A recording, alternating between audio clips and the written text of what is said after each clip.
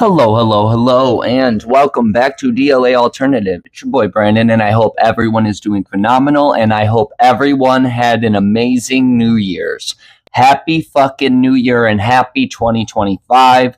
This is the year of Stranger Things 5. We have finally made it, people. We are in Stranger Things 5 year. The countdown is upon us. We still don't know the date, so get ready. We are going to be dropping so many new Stranger Things theories. I've been holding off on so many, just waiting for 2025 to come upon us. And I think I have the perfect video to start this year off, and it is going to be based off of one of the comments we had from the fam. So first and foremost, thank you to everyone who has subscribed and keeps subscribing and liking and following this journey, because it is blowing my mind. We have hit over 500 subs, people, in the past 2.5 months. This is amazing to me. It's absolutely blowing my mind, and I could not thank each and every single one of you enough. So thank you. Keep subscribing, keep liking, and following that journey, because we are going to get crazy this year with Stranger Things, with other shows. I have a Squid Game 2 review coming soon, and we are going to get into it, and we are going to do a lot more than just reviews and sit-down videos. I have a lot of ideas coming, and it's going to get crazy. This channel is really going to start taking off as a fucking YouTube channel, so get ready, people. But let's get right into this one, and I think this one is the perfect way to start off this new year, because it is based off of time. And we know in Stranger Things that time is extremely confusing now after season 4. And us getting the info that the Upside Down is stuck on November 6th, 1983, or at least moving extremely fucking slow. So like I said, this one's going to be based off of one of the comments from one of the fam, and it is from Isolated Thinker. And this is actually going to be a requested video on my thoughts about one of DUSTIN'S inventions from season 3, chapter 1, Susie, do you copy? I want everyone to jump to timestamp 2334 to about 2422. It's right when Dustin is showing Mike, Elle, and Will his inventions right when he gets home from summer camp, okay? It's right in that scene, and the comment we got from Isolated Thinker was a request to talk about one of his inventions he talks about in this scene, and that is the forever clock. The other two inventions he talks about is the obvious one we already know, and that's at the end of the scene when he brings up his masterpiece Cerebro, okay? And that is used in this season. We know that. And we know that radio signal, or say walkie-talkies, are used a lot in this show as well, for a way for our group to communicate and get in contact with each other. And we already know that we need to copy every time they speak to each other. So do you guys copy that? Radio is going to definitely be used in season 5, in my opinion. We already know that from the behind-the-scenes footage showing the radio station. However, after I saw that comment and I got that request about the forever clock, I started looking at this scene, okay? In this scene, when he shows the forever clock to them, he doesn't really explain anything except that it would be extremely useful in the apocalypse, okay? So I looked up a little bit about what a forever clock could be, and there actually is one, okay? And it's very interesting. The idea started in 1989, believe it or not, and the project actually started in 1999, and it was finished by the year 2000. And it's a clock that basically works based off of real time, not actual like clock time, like, oh, it's like 12 o'clock in the afternoon. I mean clock time as in yearly time, okay? And this clock is designed in order to tell time for 10,000 years. So this clock chimes once every year, and once every 100 years, and once every millennium. And that's when the cuckoo comes out. And this is actually a real fucking thing, okay? And I looked a little bit up about it, because it's not exactly the same type of thing you would think for Stranger Things, okay? But maybe the idea came from this idea. And I want you to look up a little bit about it yourselves and go on a little hunt and see what you can find about it, because it's kind of interesting. But the thing that I noticed when I was looking things up that was interesting is one thing about this design for this clock, that it's powered based off of the idea like it's a human winding it. And that's what Dustin does when he shows them this clock.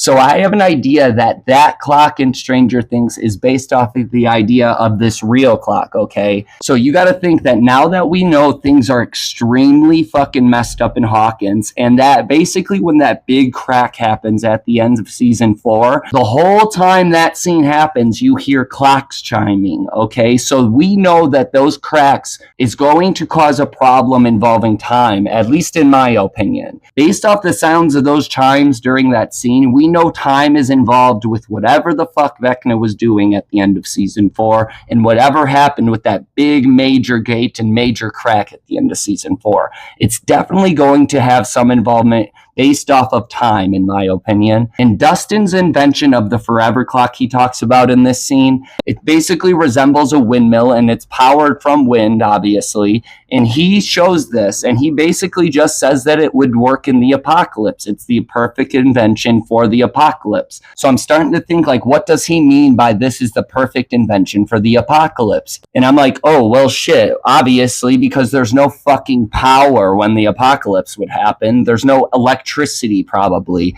Everything is going to be fucking crazy and there probably won't be any power. So I'm like, okay, obviously, it's the perfect invention because it's based off of wind power that is still going to be there even after the apocalypse. So the thing that intrigued me about his invention of the forever clock versus the other two, Cerebro and the Slammer, which basically looks like it's just a fucking weapon that is a hammer that is powered by a battery that just keeps slamming down, and he calls it the Slammer, okay? That one might have a little influence in season 5 as well, because out of all of his little inventions, that's the only weapon that we see that he actually made. However, the thing that's interesting about the forever clock versus the other two is that it's powered by wind. The other two are both battery powered. So logically, if the apocalypse or something like the apocalypse is happening in season 5, the forever clock is going to be the only one that would actually work. Because if there's no electricity or if they're having power problems for any fucking reason, Cerebro is battery powered, and if that battery can't be charged, it's not going to work. And from what it looks like, the Slammer invention is also battery powered. So if they can't charge that, it is not going to work. So my last thought about this forever clock is that I truly think that this could be used in season 5 as an invention of Dustin's that can help them keep track of time if they have no way to tell actual time. And we know that the Upside Down is stuck or moving very slowly on November 6, 1983. So if they put that forever clock in real Hawkins or in the Upside Down for any reason, with Dustin's invention, they actually might be able to tell time in the Upside Down if they put one of these forever clocks there, because it's going to be powered off wind, not electricity. So therefore, they don't need electricity in the Upside Down in order for that invention to work there properly. So if there's any confusion with this time shit in season 5 based off of the Upside Down, because I've seen a lot of theories and a lot of people are extremely confused about the Upside Down time frame and timeline and all of that shit and exactly what they meant by it being stuck or moving really slowly. So thank you for that comment, Isolated Thinker, because this threw me on a little loop, basically thinking that if they use this clock in the Upside Down, they'll be able to always tell the perfect fucking time in the Upside Down, whether it's stuck on November 6, 1983, or whether they really need to compare time in the real Hawkins to time in the Upside Down so that they know when things are happening exactly. It makes perfect sense. And there's one more thing I want to put on you is take a look at his forever clock design. It kind of looks like a windmill, right? Now let's take a look at the behind the scenes photo for the radio station that they are going to be using as a new location in season 5. Look at the tower that's sitting right next to it. Yeah, there's probably going to be some graphics or CGI or things added to that, I'm assuming, because it's just like a half tower and it makes no sense.